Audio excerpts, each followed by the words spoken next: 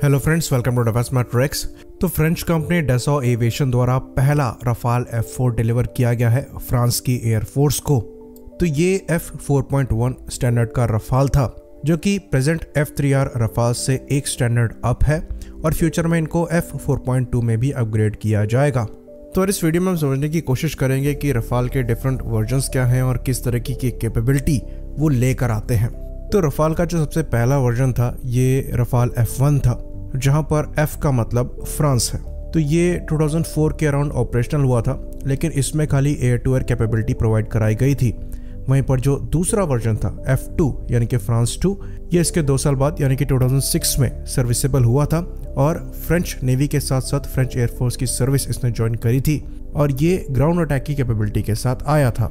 फिर आया रफाल का F3 वर्जन, जो कि ट्रू ओमनी रोल एयरक्राफ्ट था और एक ही बार में air to surface role perform करने में सक्षम था। साथ ही साथ न्यूक्लियर अटैक को भी परफॉर्म करने में सक्षम था ASMP-A मिसाइल को यूज करते हुए, और एंटी शिपिंग रोल के लिए भी यूज किया जा सकता था एक्सोसेट सी स्किमिंग मिसाइल को यूज करते हुए। फिर आया रफाल का F3R वर्जन, जो कि एक्चुअली ट्रांजिशनल स्टेज थी F3 से F4 स्टैंडर्ड में। F4 में जो अपग्रेड एक्चुअली प्लान किए गए थे उसमें से मैक्सिमम अपग्रेड F3R में कर दिए गए थे। तो इंडिया जैसी जो कंट्रीज हैं जिन्होंने बाद में रफाल ऑर्डर किए हैं, इनको F3R वर्जन मिले थे। तो यहाँ पर AES से रडार को इंक्लूड कर दिया गया था, बेटर इलेक्ट्रॉनिक वॉरफेयर स्वीट को इंक्लूड कर दिया गया था, मीटियोर मिसाइल का इंटीग्रेशन हो गया था, हेलमेट माउंटेड डिस्प्ले को लगा दिया गया था। तो ये बात हम आपको बता दें कि जो प्रीवियस जनरेशन के रफाल थे, चाहे F1 हो, F2 हो या फिर F3 हो, ये भी RBE2 रडार को यूज करते थे, पर वो PES से रडार था, यानी कि passive electronically scan array based radar था। फिर इसी रडार का एक्टिव एरे के साथ एक वर्जन बनाया गया, जो कि RBE2AA के नाम से जाना जाता था, और ये AES से रडार था जो कि गैलियम आर्सेनाइड TR मॉड्यूल्स को यूज करता था और करीबन 838 TR मॉड्यूल्स इसमें गैलियम आर्सेनाइड के थे। तो ये 2013 से ही सर्विस में है और इंडियन रफाल में यही AESA रडार लगाया गया है। साथ में जो कुछ पिक्चर्स निकल कर आई हैं इंडियन रफाल की, उसमें टेलियोस टारगेटिंग पोर्ट को भी दिखाया गया है, जो कि रफाल F4 के साथ फ्रांस को ऑफर किया गया है। वहीं पर रफाल F4 में एल्बिट सिस्टम का ही स्कॉर्पियन हेलमेट माउंटेड डिस्प्ले दिया गया है, और हमारे जो इंडियन एयरफोर्स के F3R है इनमें पहले से ही एल्बिट सिस्टम के टारगो 2 लगाए गए हैं, जो कि latest helmet mounted display systems हैं। तो हमारे F3R स्टैंडर्ड के रफाल होने के बावजूद इंडिया स्पेसिफिक एनहांसमेंट की वजह से ऑलमोस्ट F4 की कैपेबिलिटी को लेकर आते हैं। बाकी जो एडिशनल चीज़ F4.1 वर्जन में है वो ये है कि यहाँ पर हैमर मिसाइल का 1000 किलोग्राम वाला वर्जन यूज किया गया है, जिसे एरो इंडिया में डिस्प्ले किया गया था। साथ में रफाल का जो फ्रंट सेक्शन ऑप्ट्रॉनिक्स है, जो कि OSF यानी कि ऑप्टो इलेक्ट्रॉनिक सिस्टम के साथ साथ IRST को लेकर आता है, इनको इम्प्रूव किया गया है। सॉफ्टवेयर में थोड़ी सी ट्यूनिंग करी गई है। यहाँ पर डिटेक्शन रेंज और आइडेंटिफाइंग रेंज जो है वो बढ़ गई है। अब स्टेल्थ टारगेट को ये लॉन्ग रेंज से डिटेक्ट करने में सक्षम है। साथ ही साथ कहा जाता है कि यहाँ पर मीका मिसाइल के नेक्स्ट जनरेशन वर्जन्स को भी लगाया गया है। तो रफाल F4.1 के लिए जो कॉन्ट्रैक्ट है ये 2019 में साइन किया गया था, जो कि करीबन 2 बिलियन यूरोस का था, और 2023 में जाकर ये एयरक्राफ्ट पहला डिलीवर हो पाया है। तो करीबन 4 साल का समय यहाँ पर डसॉ एविएशन ने लगाया है ये अपग्रेड परफॉर्म करने में। तो अब सवाल यहाँ पर ये उठ रहा होगा कि अगर इसमें इतना कुछ खास अपग्रेड नहीं है F3R वर्जन के कंपैरिजन में, तो इतना टाइम क्यों लगा दिया डसॉ एविएशन ने ये एयरक्राफ्ट फ्रेंच एयरफोर्स को डिलीवर करने में। तो ये चीज़ हम आपको बता दें कि इवन जो पहला F3R वर्जन फ्रेंच एयरफोर्स को दिया गया था, ये करीबन 4 साल के गैप के बाद दिया गया था, क्योंकि उस समय डसॉ एविएशन ने एक्सपोर्ट कमिटमेंट को प्रायोरिटी बनाया था, और उसी के अंतर्गत जो अपग्रेड्स हैं उन्होंने एक्सपोर्ट के पैसे से एक्सपोर्ट के एयरक्राफ्ट पर पहले परफॉर्म किए। उसके बाद फ्रेंच एयरफोर्स के लिए उन्होंने वही चीज़ें ट्रांसफ़र करी। तो इंडियन एयरफोर्स के जो F3R स्टैंडर्ड के रफाल हैं ये ऑलमोस्ट F4 स्टैंडर्ड के हैं, और 90% से ज़्यादा कैपेबिलिटी F4 स्टैंडर्ड की पजेस करते हैं पहले से ही, और हमें अपने रफाल को F4.1 स्टैंडर्ड में अपग्रेड करने की रिक्वायरमेंट फ़िलहाल के लिए नहीं है। जो मिसाइल में अपग्रेड है और बॉम्ब के अपग्रेड हैं ये कभी भी किए जा सकते हैं। ये जस्ट नए वेपन्स का इंटीग्रेशन है, इसमें बहुत समय नहीं लगना चाहिए। अगर इंडियन एयरफोर्स चाहेगी तो 1000 किलो के हैमर भी लगा दिए जाएंगे और मीका NG भी इंटीग्रेट करी जा सकेगी।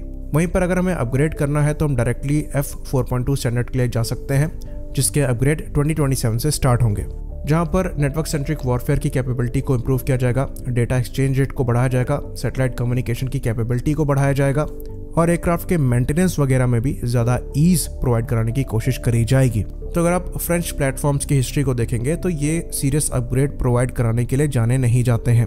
इवन मिराज 2000 का जो अपग्रेड इनके द्वारा प्रोवाइड कराया गया था वो काफ़ी ज़्यादा एक्सपेंसिव था। इवन हमने बिना फ्रांस की मदद से इजराइल के साथ मिलकर ही कुछ इंपॉर्टेंट अपग्रेड्स पहले ही कर लिए थे। तो अच्छी खासी पॉसिबिलिटी है कि अगर हम AMCA जैसे 5th जनरेशन फाइटर को डेवलप कर लेंगे तो इतने कैपेबल हो जाएंगे कि इन एयरक्राफ्ट को खुद भी अपग्रेड कर सके और फ्रांस के पास हमें F4.2 जैसे अपग्रेड को कराने के लिए ना जाना पड़े। लेकिन अगर MRFA के अंतर्गत हम इन प्लेटफॉर्म को खरीदते हैं तो ये इंश्योर करना ज़रूरी है कि जो सबसे लेटेस्ट वर्जन हो इनके पास वही हमारे द्वारा लिए जाएं। और अगर हम MRFA के अंतर्गत इनसे सबसे लेटेस्ट वर्जन लेते हैं तो इन नए अपग्रेड्स में अपने खुद के प्लेटफॉर्म्स को भी हम खुद ही अपग्रेड कर पाएंगे, क्योंकि प्रोडक्शन लाइन शिफ्ट को तो यहाँ हम डिमांड करने ही वाले हैं अगर MRFA के अंतर्गत रफाल चूज किया जाता है। बाकी अगर नेवी भी यहाँ पर चूज करती है तो इनको भी डायरेक्टली रफाल के F4.1 वर्जन ही मिलेंगे अगर जल्दी चाहते हैं। अगर डिले करते हैं तो 4.2 भी मिल सकता है। तो एक चीज़ हमें यहाँ पर दिमाग में रखनी है कि अगर हम रफाल के लिए जाते हैं इंडियन नेवी की साइड से भी, तो भी रफाल के जो ऑर्डर्स हैं वो काफ़ी ज़्यादा पहले से ही पाइल अप हो रखे हैं। UAE ने करीबन 80 एयरक्राफ्ट के ऑर्डर दिए हैं, इंडोनेशिया ने करीबन 42 एयरक्राफ्ट के ऑर्डर दिए हैं, तो ये संख्या मिलकर ही 122 पहुंच जाती है। उसके बाद फिर इजिप्ट ने 54 एयरक्राफ्ट ऑर्डर किए हैं जिसमें से 24 ही ने डिलीवर हुए हैं, तो इनको अभी भी एयरक्राफ्ट डिलीवर ही हो रहे हैं। वहीं पर यह भी न्यूज़ आ रही है कि फ्रांस खुद भी 42 एयरक्राफ्ट के ऑर्डर दे सकता है।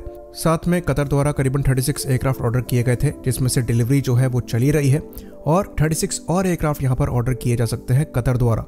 तो जो टोटल ऑर्डर संख्या है वो यहाँ पर बढ़ के 206 हो सकती है। तो अगर 20 एयरक्राफ्ट पर ईयर के हिसाब से प्रोडक्शन रेट हम लेकर चलते हैं तब भी यहाँ पर करीबन 10 साल का समय लगेगा, और अगर 30 करते हैं तब भी 6 से 7 साल यहाँ पर लग ही जाएंगे। तो अगर यहाँ पर इंडियन एयरफोर्स मेजर ऑर्डर देती है या फिर इंडियन नेवी देती है तो इसके चांसेस काफ़ी कम है कि समय पर हमें अपने एयरक्राफ्ट मिल पाए। तो रफाल के साथ ट्रिक ये है कि अगर आपको समय पर ऑर्डर चाहिए तो आपको यहाँ पर ऑर्डर संख्या को बड़ा रखना पड़ेगा ताकि प्रोडक्शन लाइन इंडिया में शिफ्ट हो सके, जिसकी वजह से हम अपने लिए तो एयरक्राफ्ट बना ही सकेंगे, साथ में एक्सपोर्ट के लिए भी ऑर्डर बना पाएंगे। पर प्रोडक्शन लाइन शिफ्ट भी एक ट्रिकी मामला है। तो डेसॉ एविएशन ने कमिट किया है कि अपने प्रोडक्शन रेट को 36 एयरक्राफ्ट पर ईयर के हिसाब से ले जाएंगे। उसके बाद भी अगर हम ऑर्डर्स को देखें तो ऑलमोस्ट 6 साल लगते हैं पेंडिंग ऑर्डर्स को पूरा करने के लिए। तो प्रोडक्शन लाइन शिफ्ट में भी कम से कम 3 से 4 साल का समय यहाँ पर लगता है। तो जब प्रोडक्शन लाइन शिफ्ट होता है तो जनरली क्या होता है कि कुछ initial aircraft of the shelf ले लिए जाते हैं, तब तक जो प्रोडक्शन लाइन है वो सेटअप होती रहती है ताकि जो एयरक्राफ्ट की डिलीवरी है उसकी सिंक्रोनाइजेशन में कुछ परेशानी ना आए। तो डेसॉ एविएशन को यहाँ बहुत ज़्यादा समय नहीं लगना चाहिए, क्योंकि डेसॉ रिलायंस एरोस्पेस यानी कि ड्राल जो है ये पहले से ही सेटअप है जो कि डेसॉ एविएशन के लिए कुछ एयरक्राफ्ट के पार्ट पहले से ही मैन्युफैक्चर करती है और अब इसके मैक्सिमम स्टेक्स डेसॉ एविएशन के पास ही हैं।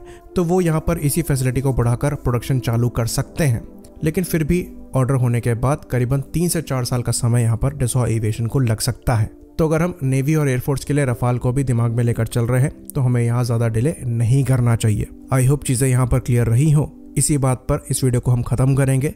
लाइक करिए, सब्सक्राइब करिए। जय हिंद।